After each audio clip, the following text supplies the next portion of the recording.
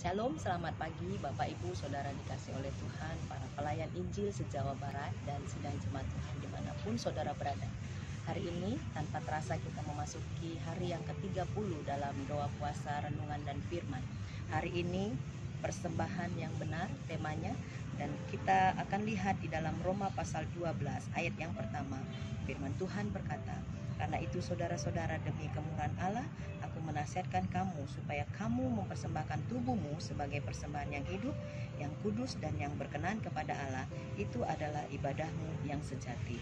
Saudara dikasih oleh Tuhan, Rasul Paulus menasihatkan jemaat di Roma agar mereka mempersembahkan suatu persembahan hidup yang benar, yang jauh lebih tinggi nilainya daripada mempersembahkan korban bakaran.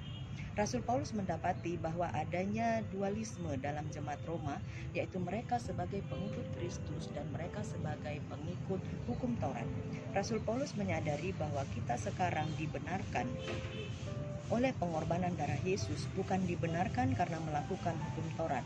Dengan legalisme budaya Yahudi di dalam Roma 7 ayat 6, tetapi kita sekarang telah dibebaskan dari hukum Taurat, sebab kita telah mati bagi Dia yang mengurung kita, sehingga kita sekarang melayani dalam keadaan baru menurut roh dan bukan dalam keadaan lama menurut hukum Taurat. Bapak Ibu Saudara dikasih oleh Tuhan, beberapa hal penting yang Rasul Paulus sampaikan kepada jemaat di Roma berkaitan dengan persembahan yang benar kepada Tuhan. Yang pertama, Tuhan Yesus sudah mempersembahkan hidupnya dan menyelamatkan kita.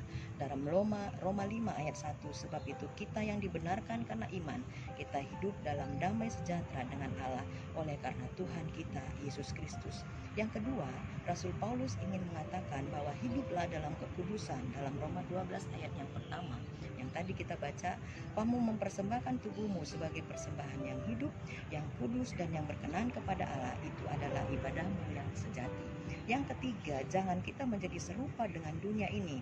Roma 12 ayat yang kedua, janganlah kamu menjadi serupa dengan dunia ini, tetapi berubahlah oleh pembaruan budimu, sehingga kamu dapat membedakan manakah kehendak Allah, apa yang baik, yang berkenan kepada Allah dan yang sempurna.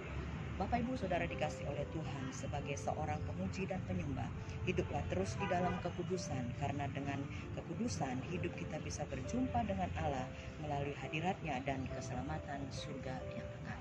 Hari ini pokok doa kita Bapak Ibu ada 3. Yang pertama, mari kita berdoa agar orang percaya tidak terpengaruh dengan dunia.